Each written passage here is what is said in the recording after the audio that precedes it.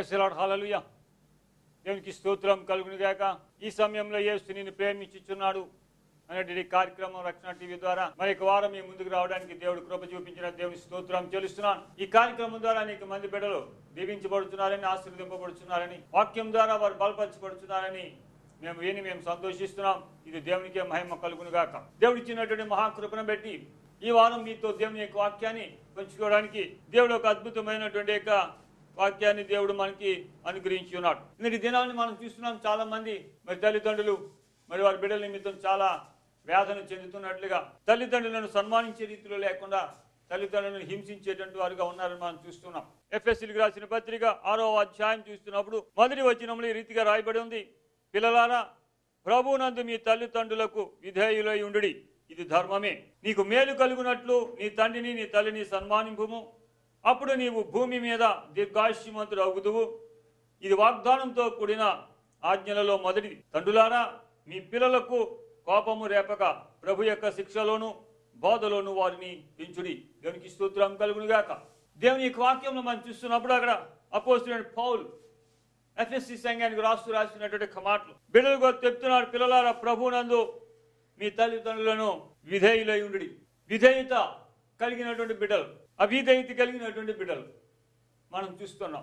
విధేయత కలిగి ఉండమని పౌలు అక్కడ చెప్తున్నాడంటే అక్కడ విధేయత లేనటువంటి బిడ్డలు అక్కడ ఉన్నారనేటువంటి ఒక మాట మనకి అర్థమవుతుంది. అయితే విధేయత చూపించడం ద్వారా దేవుడు నీకు మేలు, పిల్లలు ఎప్పుడైతే విధేయత కలిగి జీవిస్తారో దేవుడు ఏం చేస్తున్నాడు అంటే మేలు చేస్తున్నాడు. తల్లిదండ్రులను సన్మానించుకోవడం. ఈ దినాన్ని మనం చూస్తున్నప్పుడు చాలా మంది యవనస్తులు వారి యవన ప్రాయంలోనే ఈ భూమి మీద మరణిస్తున్నారు, దీర్ఘాయుష్మంతులుగా జీవించలేకపోతున్నారు. కారణము తల్లిదండ్రులను సన్మానించేటువంటి రీతిలో వారు లేరు. దినాన్ని తల్లిదండ్రులను ఎదిరించేటువంటి రీతిలో, తల్లిదండ్రుల మాటను నిర్లక్ష్యం చేసేటువంటి రీతిలో వారు జీవిస్తున్నారు. కాబట్టి దీర్ఘాయుష్మంతులు కాలేకపోతున్నారు. దేవుడు ప్రేమ కలిగి జన్మనిచ్చినటువంటి తల్లిదండ్రులు ఏ దినమునైతే మనము ప్రేమిస్తామో, ఏ దినమునైతే వారిని మనం సన్మానిస్తామో, ఆ సన్మానించినటువంటి యొక్క బిడ్డల జీవితాలు ఎలా ఉంటాయంటే దీర్ఘాయుష్యమంతులై ఉంటారట. దేవుని నామస్తులు. అలాగే తల్లిదండ్రులు కూడా అక్కడ పౌలు చెప్తాడు,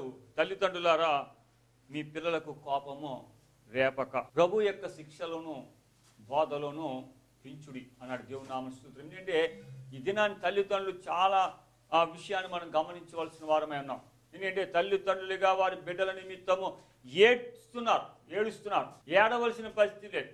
బైబిల్ గ్రంథంలో మనం చూస్తున్నప్పుడు బిడ్డలు లేక బిడ్డల కొరకు అన్న ఏడ్చి బిడ్డను సంపాదించుకుంది. సంతానం కలిగినటువంటి స్త్రీగా ఉంది. ఇది మనం గొప్పగా మనం చూస్తున్నాం. రెండోదిగా మనం చూస్తున్నప్పుడు మరి రిస్పా అనేటువంటి స్త్రీ బిడ్డలు చనిపోయిన తర్వాత ఏడుస్తున్నట్లుగా మనం చూస్తాం. తల్లిదండ్రుల యొక్క కోరిక ఎలా ఉండాలంటే బిడ్డలు ప్రయోజకులు కావాలి, బిడ్డలు తల్లిదండ్రుల మాటకు లోబడేటట్లుగా ఉండాలి. అది ఎలాగొస్తుంది మనకి అంటే నువ్వు డిగ్రీ చదివించడం వల్ల బిడ్డల విధేయత రాదు, లేదా నువ్వు పీజీ చేయించడం వల్ల బిడ్డల్లో విధేయత రాదు. కానీ దేవుని వాక్యం అక్కడ స్పష్టంగా తెలియజేస్తుంది ఏంటంటే దేవుని యొక్క శిక్షలోను బోధలోను నీ బిడ్డలను నేర్పించండి.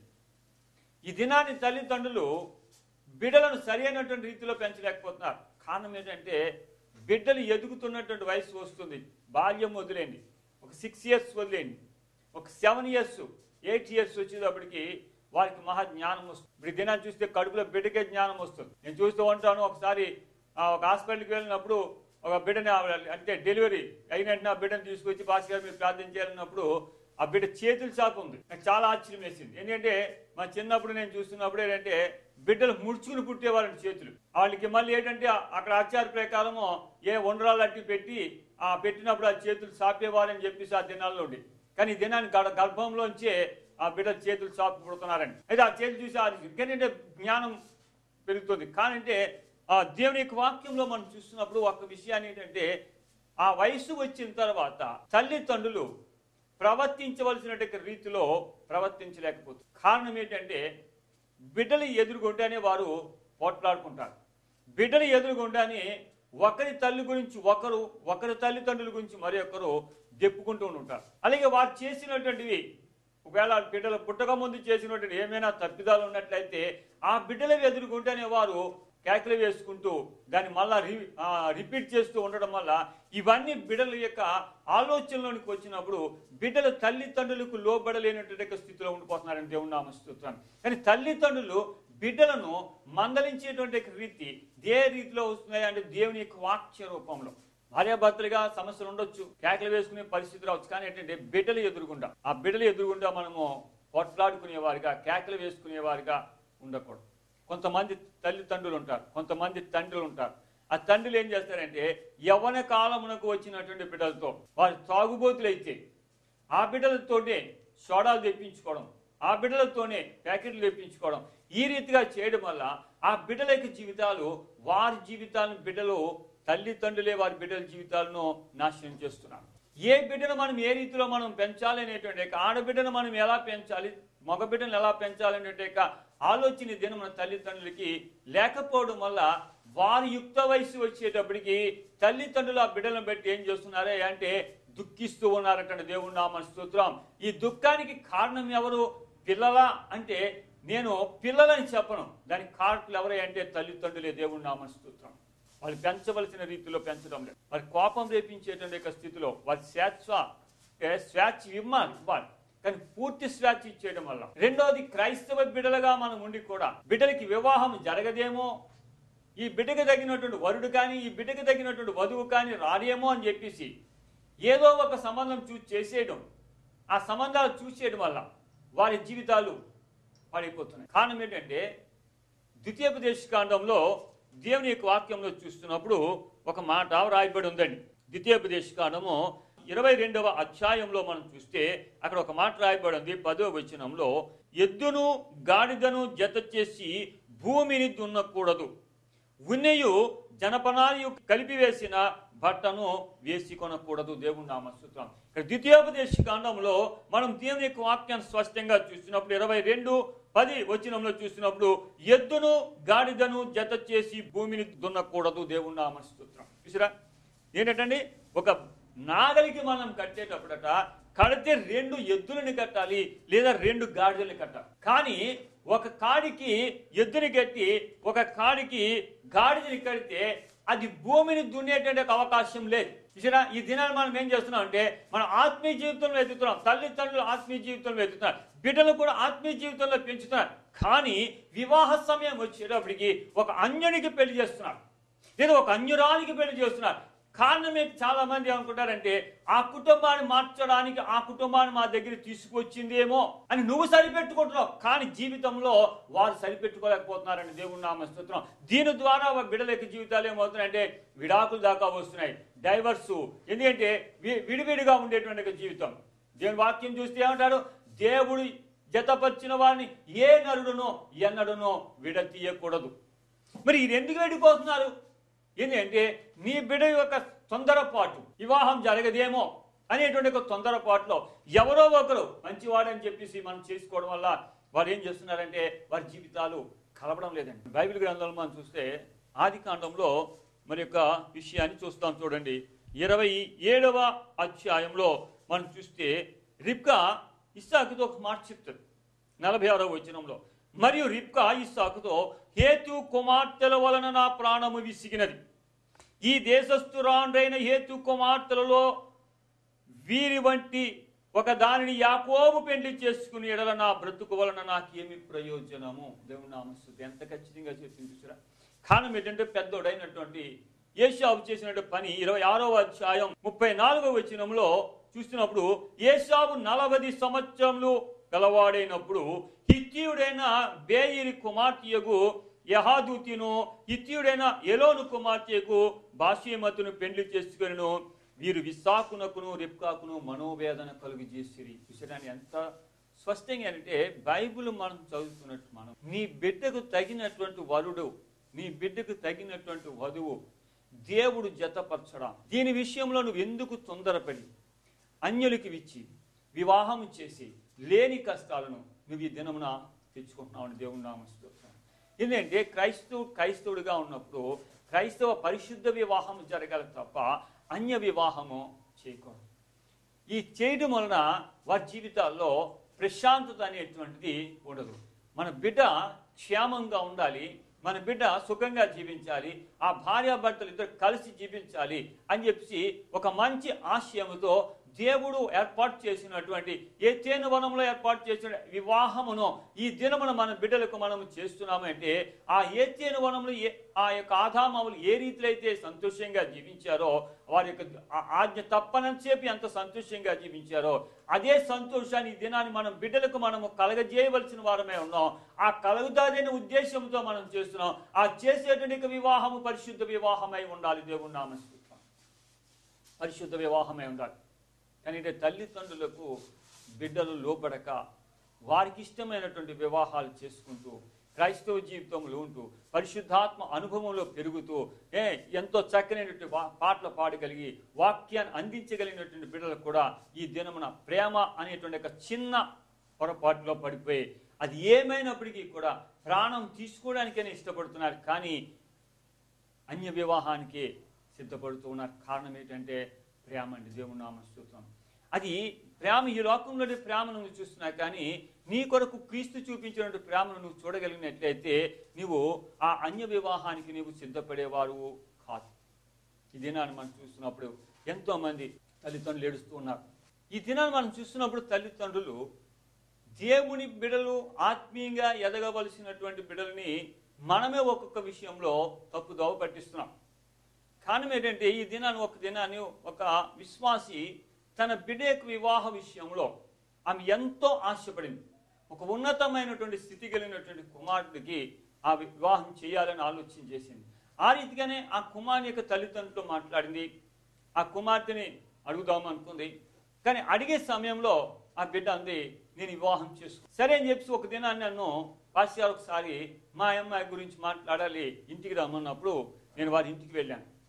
ఆ ఇంటికి వెళ్ళిన తర్వాత వారి అమ్మాయిని చూసుకుని వచ్చి చెప్పబోతూ ఉంది. ఏమనంటే మా అమ్మాయి వివాహము విషయంలో అని చెప్పబోయేటప్పటికి ఆ బిడ్డ ఏం చేసిందయా అంటే తల్లి వైపు చూస్తూ కళ్ళు ఎరచేసింది. అంటే పాస్టర్ గారికి ఈ విషయం చెప్తావా అనేటువంటి ఒక ధోరణిలో ఆమె చూపించినప్పుడు ఆ తల్లి బిడ్డను లోపలికి వెళ్ళు నేను మాట్లాడాలని చెప్పి చెప్పలేదు, కానీ ఆ కళ్ళు ఎప్పుడైతే ఎరచేసిందో ఆ తల్లి వెంటనే ఆ బిడ్డ యొక్క మాట్లాడి మానేసి, అయ్యా మా అమ్మాయికి వివాహము, ఆ వివాహం కొరకు మీరు ప్రార్థన చేయని అని చెప్పేసి ప్రార్థన చేసి పంపించింది. అసలు విషయం ఏంటి చెప్పలేదు, కానీ 3వ దినమున ఆ బిడ్డ మరి యొక్క అబ్బాయితో బయటకు వెళ్ళిపోయిందండి. ఒకే ఒక కూతురు. కారణం ఏంటి అంటే ఆ బిడ్డకు వారు ఇచ్చినటువంటి ఒకే బిడ్డ అనేటువంటి విషయంలో ఆ బిడ్డకు వారు ఇచ్చినటువంటి స్వేచ్ఛా జీవితం. స్వేచ్ఛ ఇవ్వాలి పిల్లలకి. ఇచ్చేసి మనం స్వేచ్ఛగా ఉంటున్నారని చూడడం కాదు, బిడ్డల యొక్క ఏ నడవడికి ఏ రీతిలో ఉన్నది అనేటువంటి విషయాన్ని కూడా మనం గమనించవలసిన వారమై ఉన్నాం. ఈ దినాన్ని బిడ్డలు స్వేచ్ఛా జీవితం ఎందుకు అయిపోయిందంటే కార్పొరేట్ విద్య వచ్చింది. కార్పొరేట్ విద్య ఇవ్వడం తప్పు కాదు, ఇవ్వాలి. కానీ బిడ్డలు ప్రైవేట్ క్లాస్ అని లేదా ట్యూషన్ అని లేదా ఫ్రెండ్ బర్త్డే అని వెళ్తున్నప్పుడు వారు ఎక్కడికి వెళ్తున్నారు, ఎవరితో వెళ్తున్నారు అనేటువంటి విషయాన్ని తల్లిదండ్రులుగా గమనించవలసిన వారమై మనం ఉన్నాం. కానీ అది గమనించడం లేదు. మీరు సర్దు చేసుకుంటున్నారు. ఈ దినాన్ని ప్రైవేట్ క్లాసు రాత్రి 10 గంటలకు వస్తుంది కూతురు, రాత్రి 11 గంటలకు వస్తున్నాడు కొడుకు.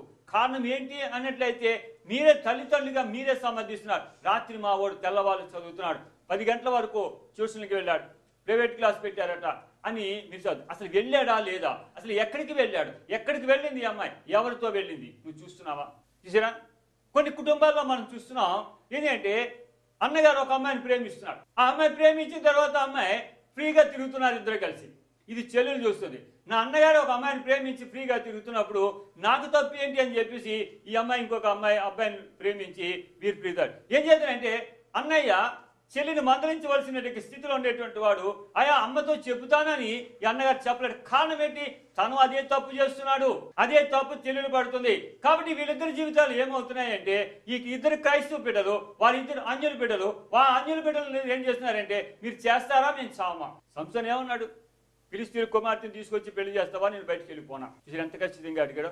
అంటే దేవుడు మన జీవితాలు ఎలాగుంటాయో, మన ఆలోచనలు ఎలాగుంటాయో ముందుగా ఎరుగునటువంటి దేవుడు కనుక ప్రతి చరిత్ర కూడా ఇందులో పెట్టాడని దేవుడు నామ స్తోత్రం. ఈ చరిత్ర పెట్టాడంటే దాని ప్రకారం నువ్వు నడవమని కాదు, దాని ప్రకారము వారు ఏ లోటు చేసి ఏ తప్పు చేసి వారి జీవితాలు నాశనం చేసుకున్నారో ఆ జీవితం నీవు నాశనం చేసుకోకుండా ఆ తప్పు నువ్వు తెలుసుకుని నీ బిడ్డలను నువ్వు సరిచేయవలసిన పరిస్థితి నీకు ఉన్నదని దేవుడు ఈ వాక్యం ద్వారా హెచ్చరిస్తున్నాడని దేవుడు నామం. నువ్వు ఆ స్థితిలో లేవు ఇదేనాని.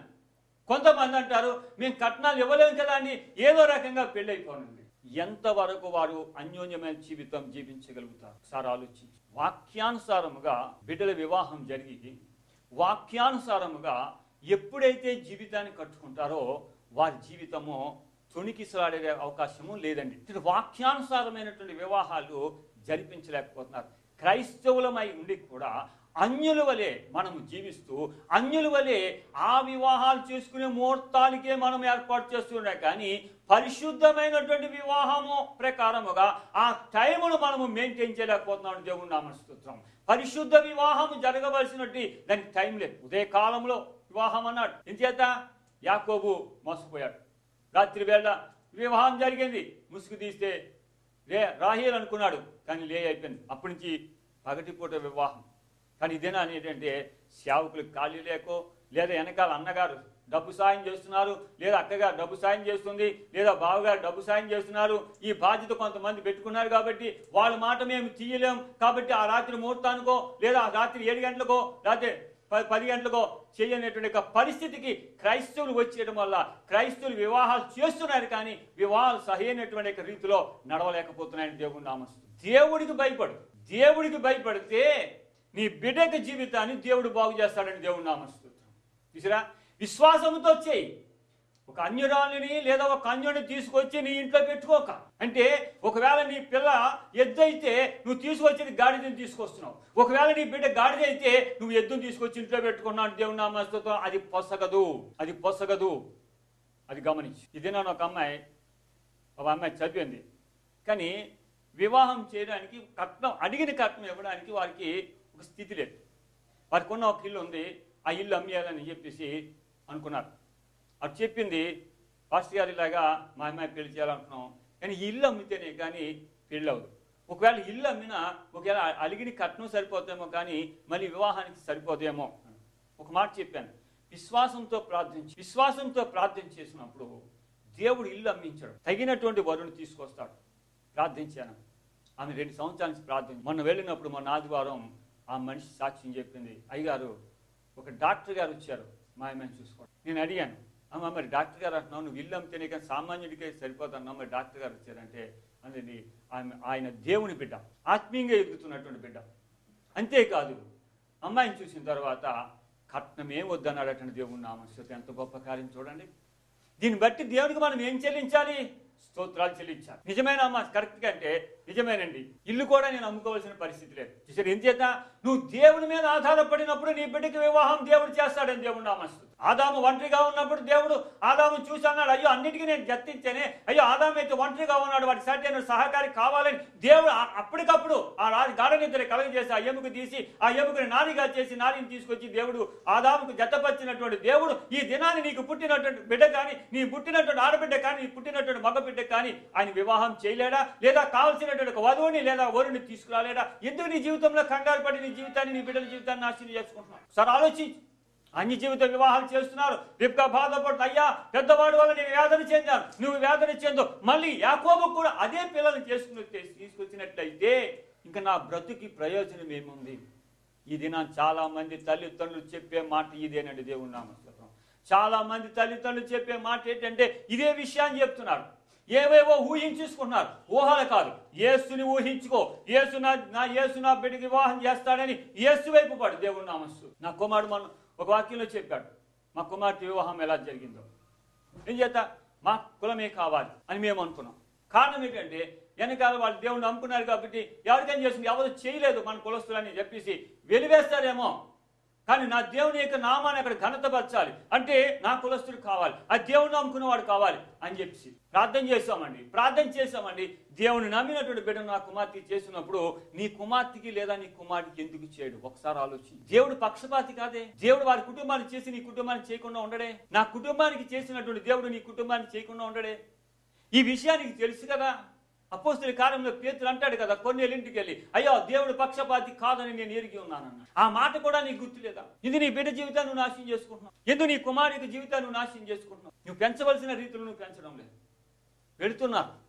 ఒక ఆడపిల్ల మన ఇంట్లో ఎదిగిన పిల్ల మన ఇంట్లో ఉన్నప్పుడు నీ కొడుకు యొక్క ఫ్రెండ్స్ అనే కాదు, లేదా నీ భర్త యొక్క ఫ్రెండ్స్ అనే కాదు, ఆ యవ్వన కుమార్తెతోటే వారికి టీ అని, స్నాక్స్ అని, డ్రింక్స్ అని, మంచినీళ్ళని ఇప్పిస్తున్నప్పుడు ఈ దినమైన భయంకరమైన దినాల్లో ఉన్నట్టు మనము నీ ఇంటికి వచ్చిన వారే నీ బిడ్డ విషయంలో నాగుపామై ఉంటారని దేవుడు నామస్తు. ఈ దినాన్ని మనం అనేక విషయాలు చూస్తున్నాం.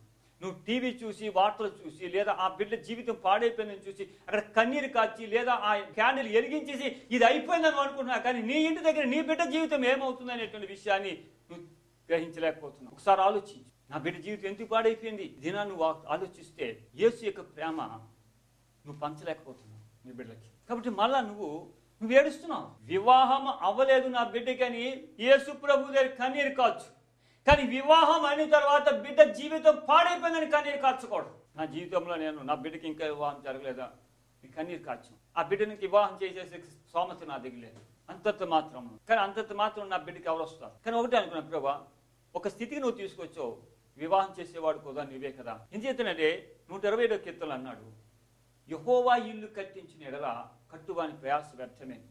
నేను ఎంతమంది దగ్గరికి వెళ్ళి నేను అడిగినా, ఎన్ని సంబంధాలు చూసినా, నువ్వు కడితే నా జీవితం కట్టబడుతుంది కనుక ఇంక దినము నేను ఎవరిని నేను సంప్రదించను. ఎక్కడ నువ్వు ఏ సంబంధం తీసుకొస్తావో ఆ సంబంధాన్ని నేను చేస్తానన్నప్పుడు దేవుడు చక్కనైనటువంటి దేవుని ఎరిగినటువంటి కుటుంబాన్ని తీసుకొచ్చి నా బిడ్డ వివాహం చేసినప్పుడు నీ బిడ్డకు మీద నువ్వు ఎందుకు తొందరపడి ఆ బిడ్డల జీవితాలు నాశనం చేసి నువ్వెందుకు కన్నీటిమయమై లేనటువంటి వ్యాధిని, బీపీని, షుగర్ని తెచ్చుకుంటావు? సొలొమోను జీవితం ఏమైపోయింది? అన్య స్త్రీలను వివాహం చేసుకోవడం. అతను ఒక్కటి ఆలోచించాడు, ఏ దేశపు రాజు స్త్రీని నాకు చేసుకుంటే సమాధానం ఉంటుంది, యుద్ధాలు ఉండవు, ఏదైనా వచ్చినప్పుడు వారు సహాయం చేస్తారు.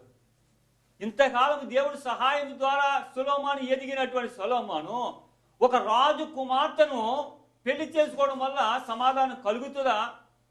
ఎంత అవివేకంగా ఆలోచించి, ఎంత గొప్ప జ్ఞాని అయినటువంటి సొలొమోను ఎంత అవివేకం, ఎంత అజ్ఞానిగా ఆలోచించాడు. ఎంతమంది అన్ని స్త్రీలను వివాహం చేసుకుని వారికి లోబడిపోయి వారి విగ్రహారాధన చేసి ఎవరు ప్రేమను పోగొట్టుకున్నాడు? పతనమైపోవడానికి కారణం ఏంటి? దీని వాక్యంలో చెప్పబడుతున్నది, ఎద్దును గాడిదను కట్టి భూమిని నీవు దున్నలేవు దేవుని నామం. ఈయన కట్టగలక ప్రేర్ చేయి. ప్రతి పరిస్థితిని మార్చగలిగినది ప్రార్థన ఒకటే. ప్రార్థన చేయగలిగినటువంటి తల్లిదండ్రులుగా మీరు జీవిస్తున్నప్పుడు నీ బిడ్డల యొక్క జీవితాలు సరైనటువంటి మార్గంలో నడవబడతాయి. పెళ్లిల కొరకు ప్రవచనాలు పరిగెట్టవలసిన లేదు, పెళ్లిల కొరకు ఎక్కడికో పరిగెట్టవలసిన పని లేదు. ప్రభు నీతో మాట్లాడతాడు, ప్రభు నీ తండ్రితో మాట్లాడతాడు, ప్రభు నీ తల్లితో మాట్లాడు, ప్రభు నీ కుమార్తెతో మాట్లాడతాడు. మాట్లాడే దేవుడి దగ్గర నిలబడి ప్రార్థన చేయి. నా కుమార్తెకి ఎవరు వస్తారు? ప్రవచనం ఉందా? ఎందుకు ఇంకా ఈ ప్రవచనాలు? దేవుడు నీతో మాట్లాడటా? ప్రవచనాలు ఉన్నాయి, కానీ ప్రతిదానికి నువ్వు పరిగెట్టకూడదు. ప్రవచనం దేవుని వాక్యమే ప్రవచనం, దేవుని వాక్యమే ప్రవచనం. వాక్యాన్ని నువ్వు అర్థం చేసుకుంటే ప్రవచనమే. నువ్వు అర్థం చేసుకోలేకపోతున్నావు. మా అమ్మాయి గురించి ఏమవుతుందా, పలానా పాస్టర్ గారి ప్రవచనం దగ్గరికి వెళ్ళకో. నిలబడి ప్రార్థించి దేవుడి కార్యం చేస్తాడు. ఆయన అద్భుతకరుడైన దేవుడు అండి. నా కుమారుడికి పిల్లలు ఎవరన్నారు మా కులస్తులు, ఎందుచేత మా దగ్గర డబ్బులు లేవు. ఏంటంటే వాళ్ళు ఇంటింటికి వెళ్ళి ప్రార్థన చేసి వాళ్ళు ఇచ్చే బియ్యంతో, వాళ్ళు ఇచ్చేటటువంటి డబ్బులతోటి వాళ్ళు వండుకు తినేటువంటి వారికి మా పిల్లని ఇస్తే ఏం బాగుపడతారు. కానీ దేవుడు అద్భుత రీతిలో ఏం చేశారో తెలుసా? ఒక స్థితి తీసుకొచ్చిన తర్వాత ఎవరు పిల్లను ఇవ్వనన్నావో, ఎవరు పిల్లను ఇవ్వడానికి ఆటంకపరిచారో వాళ్ళే వచ్చి నా కొడుకు పెళ్లి చేసుకున్నారని దేవుడు నామస్తోత్రం. దేవుడు గొప్పవాడా కాదా సార్ ఆలోచించు. ఒకవేళ నువ్వు టీవీ దగ్గర ఉండి నువ్వు టీవీ చూస్తుంటే, ఒకవేళ నీ బిడ్డ గురించి నువ్వు ఆలోచిస్తూ ఉంటే, ఈ వాక్యం ద్వారా నువ్వు బలపడు, మా సాక్ష్యం ద్వారా నువ్వు బలపడు. జీవితాలు నాశనం చేసుకోకండి, జీవితాలు పాడు చేసుకోకండి. అన్య జనులకి ఇచ్చి నీ బిడ్డ జీవితాలు పాడు చేయకు. ప్రతి ఒక్కరిని యవ్వన పిల్లలు ఉన్నప్పుడు యవ్వన కుమార్తెలు నీ ఇంట్లో ఉన్నప్పుడు అనేక మంది జనాన్ని తీసుకొచ్చి వారితో నువ్వు టీలు కాఫీలు ఇప్పించుకో. బిడ్డను దాయి. ఫిలిప్పుకు 4 కుమార్తెలైన నాటికిన ఫిలిప్పు ఏదైనా దుఃఖించలేదు. కారణం ఏంటో తెలుసా? దేవుని వాక్యంలో పెంచాడు. పరిశుద్ధాత్మ కలిగిన జీవితం అనుభవించాడు. ప్రవక్తనీయులుగా వారు మార్చబడ్డారు. దేవుని నామ స్తోత్రం. దానిని బట్టి ఫిలిప్పు సంతోషిస్తున్నాడు. ఈ దినాన్ని బిడ్డను ఒక ప్రార్థనాపరురాలుగా, ఒక సువార్తిరాలుగా, ఒక గాయకురాలుగా, లేదా ఒక ప్రవచించే బిడ్డగా, ఒక వాక్యమును బోధించగలిగిన బిడ్డగా నీ బిడ్డను పెంచు. పెళ్లి వలన పెళ్లి అవసరమే, కానీ పెళ్లి చేయలేదు, పెళ్లి అవ్వలేదని తొందరపడి బిడ్డ జీవితాన్ని ఆత్మీయంగా పెంచు. అప్పుడు ఆ బిడ్డ నిన్ను కూడా సన్మానిస్తారు. ఈ దినాన్ని నీ బిడ్డలు సన్మానించలేకపోవడం కారణం ఏంటంటే నీ విచ్చలవిడిగా పెంచిన పెంపకమే కారణం. బిడ్డలను కూడా మీరు పక్షపాతంగా పెంచుతారు. ఇది నీ దగ్గర నుంచి రాలేదు, రిబ్కా దగ్గర నుంచి వచ్చింది. ఒక కొడుకుని ఒకలాగా పెంచినని దేవుని నామం. నువ్వు అలా పెంచుతున్నామో ఒకసారి ఆలోచించు. ఇంకా నీ కొడుకుని ఆ వీధిగా నువ్వు పెంచుతున్నామో చూడు. వారిద్దరు విరోధులైపోయారు కొంతకాలం. కారణం ఏంటంటే బిడ్డలో పక్షపాతం నువ్వే నేర్పుతున్నావు. వారు అన్న చెల్లు పెరగాలనుకుంటున్నారు, అన్నదమ్ములుగా పెరగాలనుకుంటున్నారు, అక్క చెల్లులుగా పెరగాలనుకుంటున్నారు. కానీ నీ ప్రేమలో తేడా వస్తుంది. ఆ తేడా రావడంలో బిడ్డల్లో విరోధం వస్తుంది. అలా పెంచుకో. ఇద్దరికి ఒకే రకంగా పెంచు. నాకు 4 మనవళ్ళు ఉన్నారండి. ఒక్కొక్కరు నెలలో ఒకళ్ళు పుట్టినరోజు వస్తుంది. ఆ పుట్టినరోజు వచ్చినప్పుడు ఆ పుట్టినరోజు పిల్లలకే నేను గౌన్ తేను, ఈ 4గురికి తెస్తున్నాను.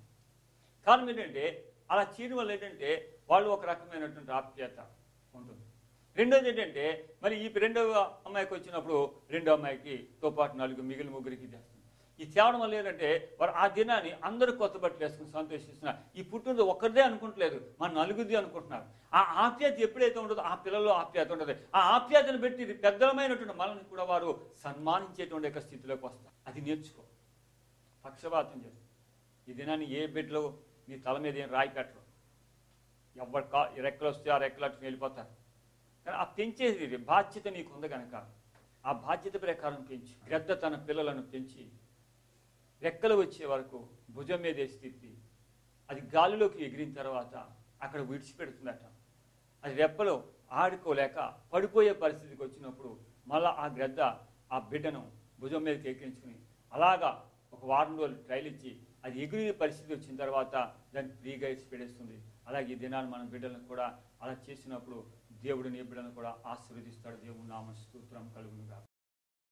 మహాపరిశుద్ధుడైన యేసు ప్రభువా, నీకు వందనాలైనా ఈ దినము నీ బిడ్డలు ఈ వాక్యము ద్వారా వారి బిడ్డల విషయంలో, కుమార్తెల విషయంలో, కుమారుల విషయంలో ఈ వాక్యం ద్వారా బలపరచబడి ఒకవేళ ఎవరైనా జరగదని అన్య వివాహాన్ని సిద్ధపరిచినట్లయితే ఆ వివాహాలు మీరు పరిశుద్ధ వివాహంగా మార్చి ఆత్మీయంగా ఎదగడానికి బిడ్డల ద్వారా తల్లిదండ్రులు సంతోషించడానికి సహాయం చేసి మహింపరచుకోమని, మహిమ ఘనత ప్రభావాలు పొందమని యేసునామములో నడుచున్నాం తండ్రి. ఆమేన్.